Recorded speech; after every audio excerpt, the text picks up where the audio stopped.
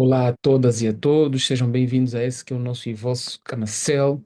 o espaço aqui do nosso canal que trata de vários temas sobre o mundo fantástico da resolução judicial de litígios. Nessas últimas edições, procuramos combinar a resolução de conflitos propriamente dita com vários temas, de modos a demonstrar a interdisciplinariedade e a aplicação dessas técnicas, dessas formas de resolução de litígios. Temos estado a dizer e tem sido recorrente nos diferentes vídeos apresentarmos matérias muito mais viradas para a ciência, tratando da mediação, da conciliação, da arbitragem, do dispute board, das outras práticas colaborativas, de forma seca, de forma para dentro, se quisermos, olhando para elas enquanto técnicas, olhando para elas enquanto formas jurisdicionais de resolver conflitos, mas tem sido poucas vezes, é verdade que agora mais do que antes, esse olhar mais interdisciplinar, mais prático, mais integrada com a vida prática, para aquilo que efetivamente se realiza, se vai executando, se vai consumando na vida social de todos nós, não é? Seja institucionalmente falando, seja enquanto indivíduos, mas demonstrar efetivamente, e esse é o propósito, que a mediação, que a conciliação e a arbitragem e outras formas de solução de conflitos extrajudiciais podem e têm aplicação na vida concreta, na vida prática. Por um lado. Por outro lado, que os seus princípios, que os seus objetivos, que as suas finalidades nobres não são apenas de natureza teórica, elas têm de facto uma incidência na vida prática. E isso nós queremos demonstrar com vários dos vídeos que vamos fazendo e com alguns que já fizemos, e sempre que possível vamos remeter-vos para esses vídeos também, para de facto tentarem fazer a conciliação entre aquilo que nós apresentamos do ponto de vista mais técnico, ou seja, a teoria da resolução de conflitos, com aquilo que tem sido a prática e o modo como ela efetivamente se pode aplicar. Vocês podem usar várias doutrinas e até legislação portuguesa, brasileira e angolana, moçambicana sobre esses temas, convergem quase todas elas a nível dos princípios que são chamados para a resolução extrajudicial de litígios, a teoria da resolução extrajudicial de litígios, mas também são esses mesmos princípios, ou por esses mesmos princípios, que, como não podia deixar de ser, como emanação de normas, são integrados, eles aparecem, eles surgem, eles emergem daquilo que é a avaliação técnica e prática da resolução de conflitos, ou seja, os princípios decorrem daquilo que efetivamente é a realização material da resolução de conflitos, eles são uma enunciação, se quisermos, daquilo que efetivamente a prática ou da prática emana, de tal sorte que é possível, sim, fazermos essa integração, demonstrarmos essa integração, demonstrarmos essa concretização dos princípios com a teoria e com a prática, melhor, da vida social, seja individual, seja entre Estados. Nós hoje queremos trazer exatamente nessa diapasão uma análise de três princípios fundamentais da mediação e da conciliação, nomeadamente o princípio da independência, da imparcialidade e da isenção, e tentarmos perceber naquilo que é a vida prática e que são os exemplos que nós temos de situações práticas de aplicação da mediação, que incidência é que eles têm e que conclusões é possível tirar ou antever da sua realização positiva, negativa ou menos conseguida no campo de uma resolução de conflitos em concreto. E nós de conflitos temos vários, mas queria trazer aqui à liça um conflito que é subejamente conhecido e que, de um tempo a esta parte, trouxe-nos realidades diferentes, alteração das circunstâncias, que é o conflito existente entre a República Democrática do Congo e o Ruanda versus M23 também. Ou seja, a discussão que se levantou durante muito tempo, se efetivamente esse conflito é tripartido, se é apenas entre duas partes ou não. Isso tem uma importância muito grande a nível da resolução de conflitos. Depois, as incidências novas que teve também o conflito nos últimos meses, com a alteração das circunstâncias relativamente ao posicionamento de Angola enquanto mediadora e a assunção de responsabilidades acrescidas a nível da União Africana por um lado, e por outro lado, o facto dos países que pelo menos dão cara neste conflito, a República Democrática do Congo e o Ruanda, depois de uma agenda para a realização de uma reunião conjunta aqui em Angola, terem feito uma outra reunião nas Arábias, vamos assim dizer, e deixando para trás a realização do encontro aqui em Angola e que redundou no posicionamento do Estado angolano ao afastar-se da posição de medianeira no conflito, claro, desejando que efetivamente o conflito seja resolvido da melhor maneira possível, porque o fim último de que seja qual for a intervenção, seja de qualquer parte, como mediador ou não, é exatamente esse, haver esse conflito resolvido da melhor maneira possível, criando e trazendo paz para todos os países envolvidos e para a região. O fim último é este. Mas, voltando àquilo que nos interessa, a análise da resolução de conflitos enquanto ciência, enquanto técnica, enquanto instrumento, com a realidade. Quando é que e como é que esses princípios podem ter relevância e importância, efetivamente, na resolução de conflitos? Será que eles nos permitiriam antever alguma coisa que pudesse acontecer no âmbito deste conflito, desta atividade de mediação de conflitos políticos ou militares internacional que Angola esteve envolvida? Bem, aqui um ponto que entendo ser crucial eh, analisar tem que ver com a questão da comunicação, da interação, da escutativa e voz ativa. Ehm,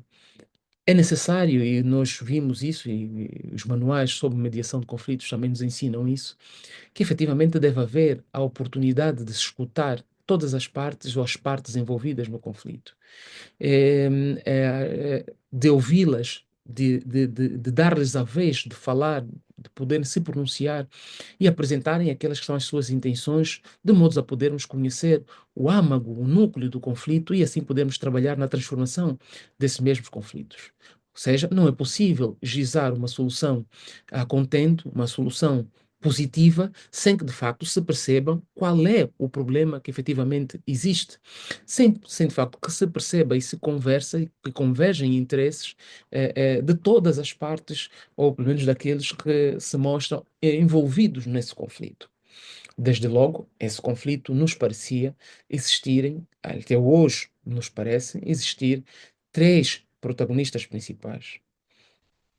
dois Estados e uma organização militar, né, o M23, que tem voz ativa, pelo menos no campo físico, no terreno, por assim dizer, praticando os atos militares, de bombardeamentos, de ataques e outros, de tal sorte que tomou várias cidades da República Democrática do Congo e estão sob a sua tutela. Pelo que se discutia já lá atrás, e bem, do meu ponto de vista, quais seriam então as partes que deviam estar envolvidas no conflito, com quem se devia conversar, com quem se devia discutir. Muitas reservas se colocavam pelo facto de serem várias frentes, vários movimentos armados que existem naquela região e que a discussão, ou chamar a discussão num fórum internacional um dos movimentos, seria efetivamente dar-lhes a dimensão que não se queria que tivessem, ou pelo menos não se reconhecia nesses movimentos, de poderem ser protagonistas ativos e decisivos para o decurso da solução ou a realização da solução desse conflito, pelo que se identificavam apenas dois atores. Poderá ter sido, eventualmente, uma estratégia boa ou má, não é sobre isso que nós queremos aqui falar, mas o que nós queremos chamar a atenção e as conclusões caberão a qualquer um dos que estiverem a nos ouvir, tirar, extrair as próprias conclusões, na medida em que, na resolução de conflitos, é necessário que efetivamente as partes intervenientes ou todos os intervenientes possam ter voz, na medida em que é necessário conhecer os interesses, as razões que fundamentam cada uma das posições ou as atividades desenvolvidas por esses intervenientes. Numa situação em que se discutia se A ou e B patrocinavam ou não as atividades de C, ter a possibilidade do C intervir e poder de viva voz dizer de sua justiça, seria efetivamente uma forma de escrutinar e avaliar em definitivo se efetivamente existe ou não existe esta intervenção, esse patrocínio, essa ajuda, e que entendemos nós que, pronto, não se fez naquela altura, saber-se-á se fará agora, tudo aponta que sim, pelo menos havia uma iniciativa nesse sentido, no sentido de permitir que efetivamente se escrutine todas as intenções, todas as posições. Pena acontecer agora numa situação em que efetivamente esse segundo, esse terceiro ente nessa relação do conflito apresenta-se com uma posição muito mais forte na medida em que detém já uma série de territórios e que fazem toda a diferença, ameaçando inclusive a tomada do poder ou da capital do país, se considerarmos a força que tem estado a demonstrar e a possibilidade de continuar na mesma senda de evolução no campo militar e o apoio internacional que falta ao Estado, à República Democrática do Congo. Por um lado, a questão que se prende com as partes no conflito e a necessidade de intervirem as partes no conflito. Para dizer o quê? Que em mediação, em resolução institucional de conflitos, é necessário que, de facto, se possam chamar todos os intervenientes. Sejam eles efetivamente partes ou não, se calhar arranjando uma maneira de poder ouvir-se esses intervenientes na medida em que podem ser um prejuízo, podem ser uma pedra que não venha permitir que, de facto, qualquer solução que seja desenhada entre duas partes apenas, ou entre dos intervenientes, possam ser por esses terceiros pioradas, atrapalhadas ou não permitida a sua concretização. Pelo que entendemos que sempre, de facto, fazia todo sentido que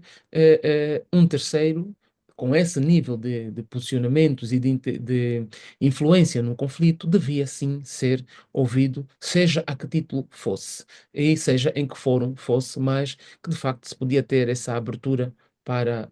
se tentar ouvir e perceber em que sentido caminha e o que pretende efetivamente esta parte.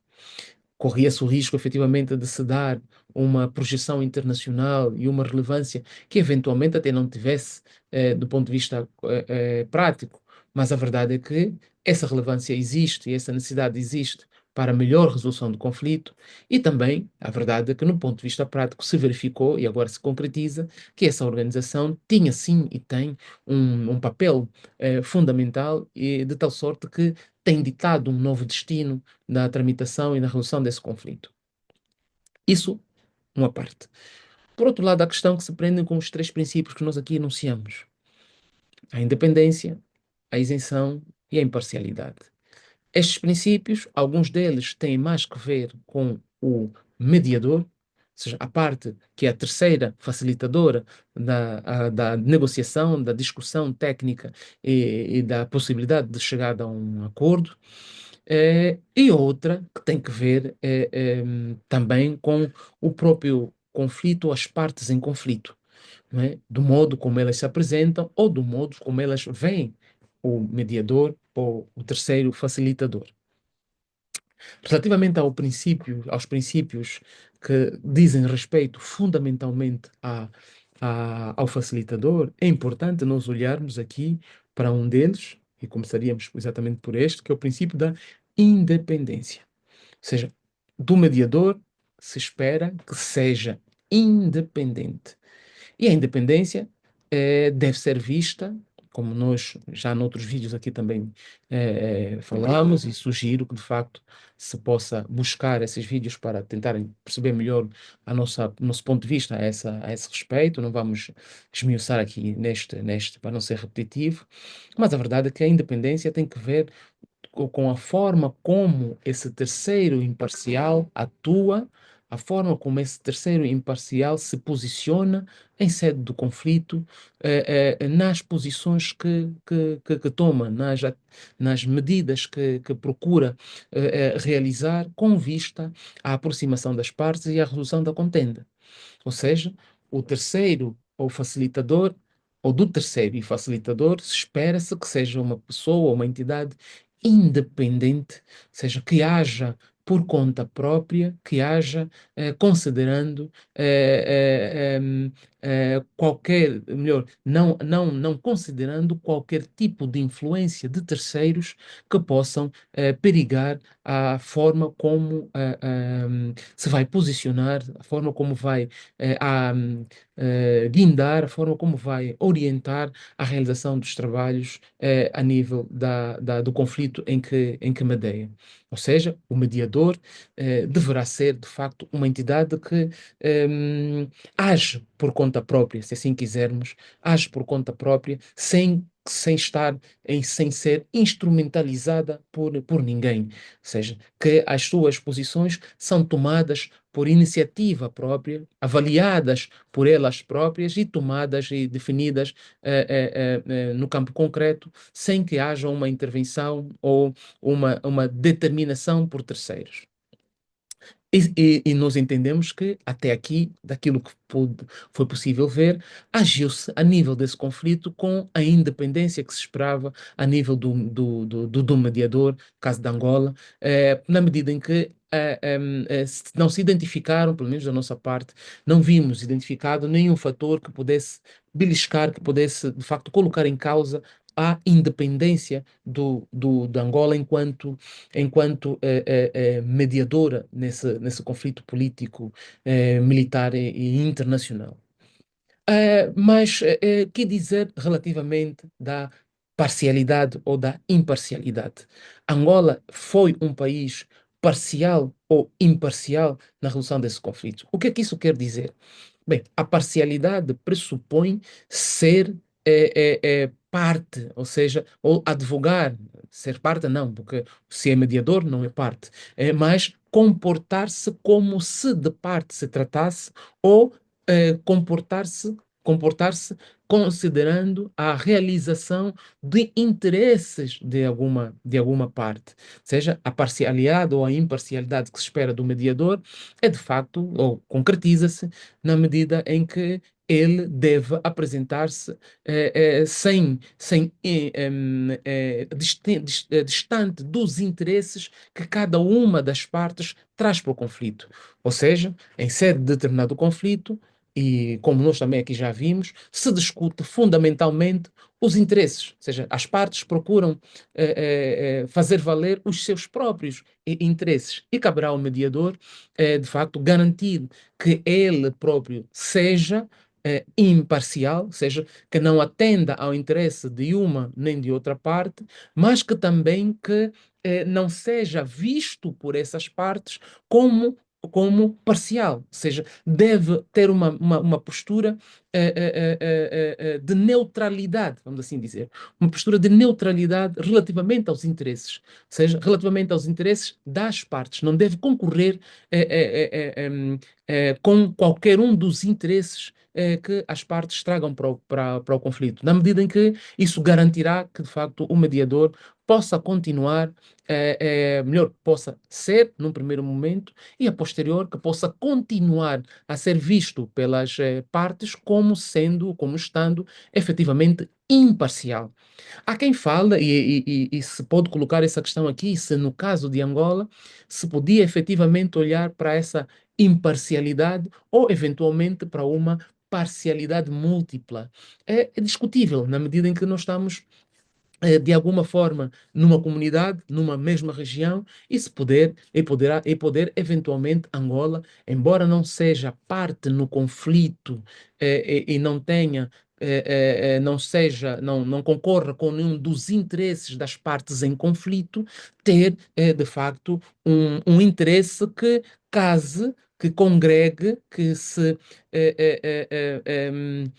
integre nos interesses de cada uma das partes e aí existir, então, a chamada parcialidade múltipla, que dos males o menor, mas o melhor é exatamente que o mediador seja absolutamente imparcial, seja que não busque efetivamente nenhum interesse, seja seu, seja das partes, ou que não converja os seus interesses com os das partes, ou que não tenha qualquer interesse sobre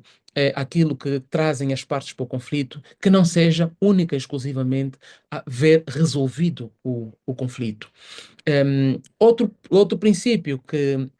aqui também trazemos e discutimos nos outros vídeos, e aqui se pode analisar também com atenção, tem que ver com a isenção, ou seja, o princípio da isenção. Se procura, de facto, que o mediador, ou se espera, que o mediador seja alguém isento. Se procura, no momento em que se elege, que se escolhe a parte ou a pessoa que será o mediador se espera, quando já investido na condição, na qualidade de mediador, que ele garanta essa isenção, ou seja, que não tenha um propósito seu, que não tenha, que não busque diretamente, ainda que distante ou distinto do interesse de cada uma das partes, porque seria a parcialidade, mas que de facto ele não tenha um interesse seu e concreto que queira ver realizado com a sua intervenção, justificando assim a sua intervenção na resolução de determinado conflito. Ou seja, do A, que é o mediador, pretender ser um mediador no conflito, mas que querer realizar, ver realizada essa mediação, ou melhor, a sua intervenção como mediador, porque busca que com isto ganhe isto ou aquilo, ou que consiga isto ou aquele outro, que não seja única e exclusivamente a realização da resolução deste conflito. Ou seja, a isenção é, é diferente da independência, é diferente da imparcialidade. A isenção pressupõe, de facto, nada buscar, nada querer, nada pretender, senão ver realizadas as intenções de cada uma dessas partes, não é? E a questão que se coloca é se efetivamente, olhando para a realidade do nosso país, para a zona em que ele se coloca, em que ele, em que ele geograficamente se localiza, para o problema que poderá ser, ou que poderia ser um conflito na República Democrática do Congo e a possibilidade dele se arrastar por Angola, a possibilidade de intervenção militar ou não de Angola na República Democrática do Congo, eh, se isto não belisca de alguma forma ou não tenta ou não atenta de alguma forma na perspectiva da parte ou das partes para a independência, para, no caso aqui concreto, da imparcialidade e para a isenção do país mediador, na medida em que existem uma série de negócios, de trabalhos, de acordos, de protocolos, e que muitas vezes se poderão ver perigados ou não realizados em consequência da existência desse conflito. Será que, embora a minha intenção não esteja compactuada, não esteja compaginada com a intenção de uma de outra parte, mas será que eu não tenho nenhum interesse próprio nesta resolução desses conflitos? Sou efetivamente isento, não quero buscar absolutamente nada, senão ver-vos conciliados, ver-vos reconciliados, ver a questão resolvida. Será que é só isto? Então, no ponto de vista das relações internacionais, se calhar alguns fatores podem concorrer para que essa visão não seja, olhando para esses três elementos, não seja tão cristalina, não seja tão clara e, de facto, perigar a continuidade de Angola como mediador num conflito, nesse conflito em concreto. No ponto de vista prático, realizaram-se algumas atividades, realizaram-se algumas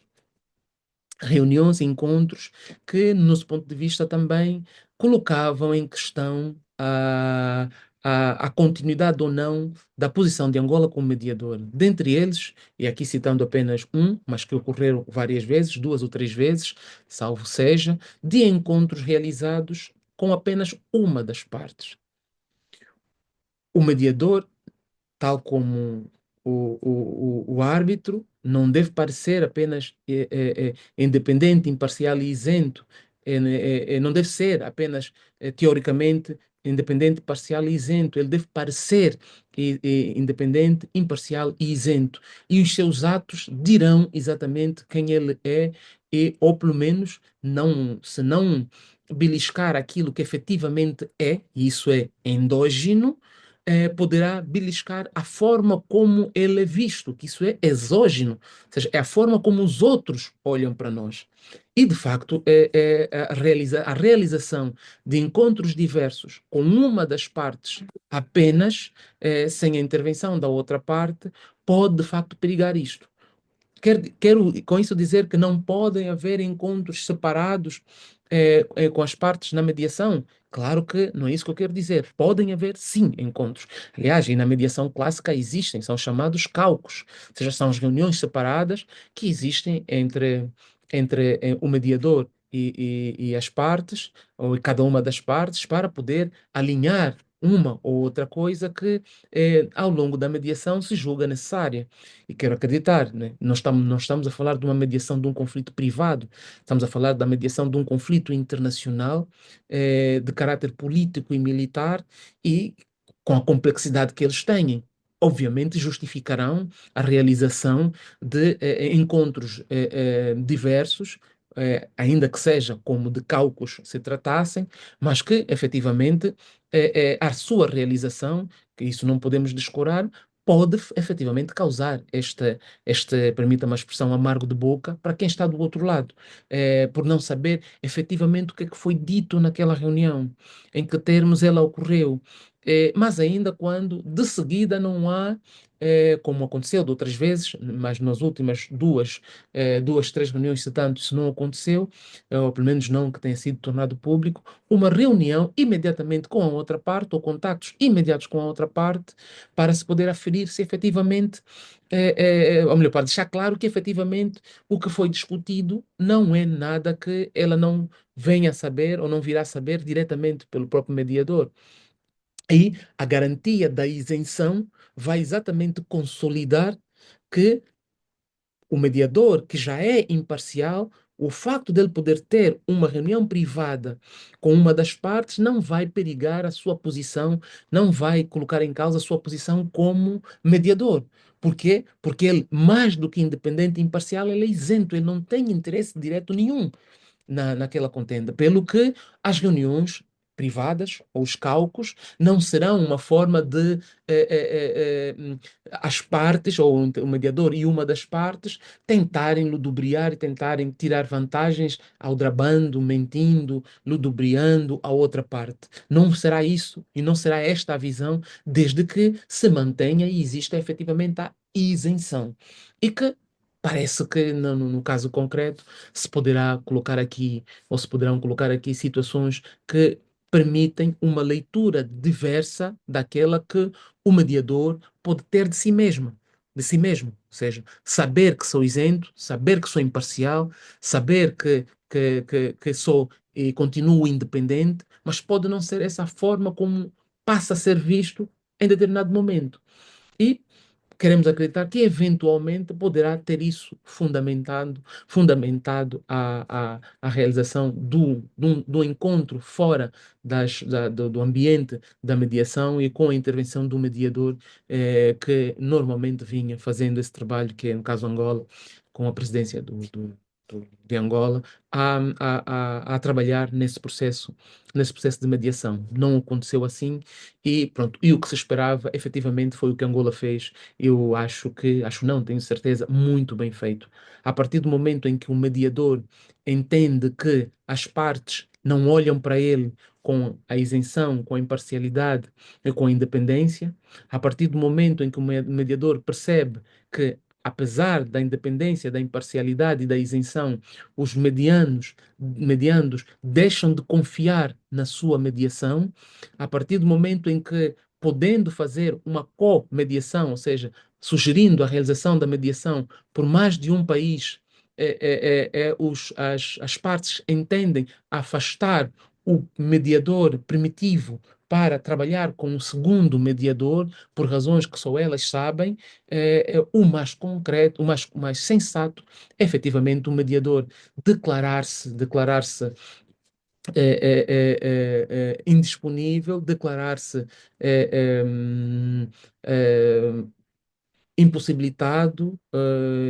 diante também da posição internacional que defende, do seu caráter, do seu bom nome, declarar-se de facto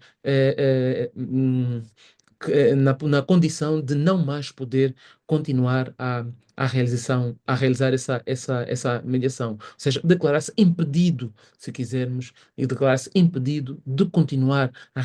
realizar a mediação, na medida em que ele percebe ou ele se apercebe que da parte das partes existe ou existirá algum fator declarado ou não declarado que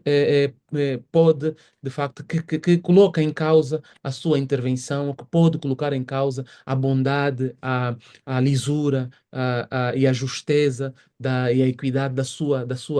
intervenção. E sendo ele imparcial e sendo ele isento, não vê mal nenhum em que seja uma outra entidade a continuar, se for essa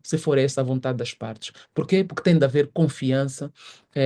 da parte das partes relativamente ao mediador, tem de se respeitar a autonomia da vontade, com as limitações decorrentes de um cenário político, militar e internacional, obviamente, porque temos, para além do direito interno dos Estados, temos o direito internacional e que deve ser também aqui respeitado. Entendemos que, olhando para essa panóplia de situações, de facto, se justificava uma posição como a que a Angola tomou, pese embora, entendo eu, que fazendo a leitura dos diferentes cenários e dos factos como vinham acontecendo, efetivamente se poderia, mais lá para frente, ver a possibilidade da intervenção desse terceiro no conflito, no caso, o terceiro como parte no conflito, transformando o conflito num conflito multipartes, não é? Em que teríamos uma parte reclamante, outra parte reclamada e uma terceira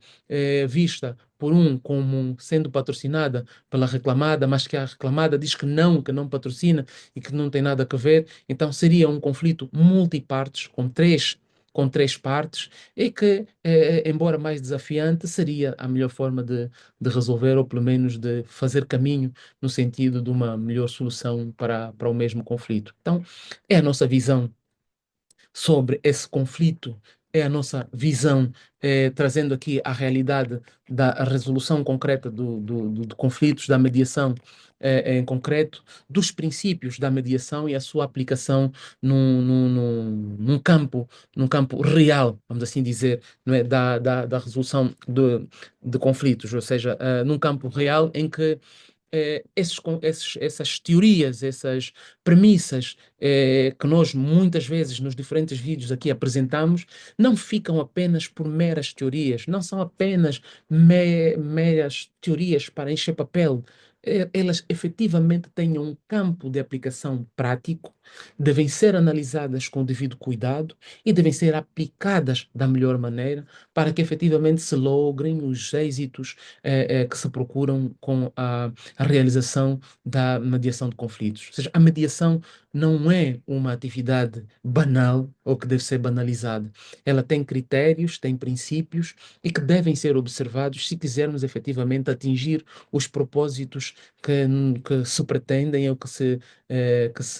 determinam com a realização de um determinado procedimento por um determinado Estado, entidade nacional ou supranacional. Não é? A mediação, diria de outra forma, é coisa séria e tem de ser levada a sério a sério, por todos os intervenientes no processo de mediação, pelas partes e fundamentalmente pelo mediador, que acaba sendo o epicentro da resolução de conflitos, na medida em que cabe a ele a tarefa de facilitar o diálogo, de facilitar a interação entre as partes em conflito. Bem, ficamos por aqui, esperamos que essa nossa visão sobre a mediação e esse enquadramento no âmbito do processo de mediação de conflitos militar e político e internacional em que Angola é parte, possa, de alguma forma, aproveitar-vos e tirarem dele alguma ilação. Quanto mais não seja, para refletir sobre aquilo que apresentamos, enquadrar ou reenquadrar naquilo que são as vossas posições relativamente a esse tema e tentarmos chegar a um entendimento, do ponto de vista técnico, sobre estas matérias que entendemos ser, de facto, fundamentais. Fique conosco, acompanhem-nos, partilhem os nossos conteúdos e apresentem-nos sugestões de outros temas para continuarmos a discutir sobre a resolução de conflitos. Bem-aja a todos, até sempre, até já, estamos juntos.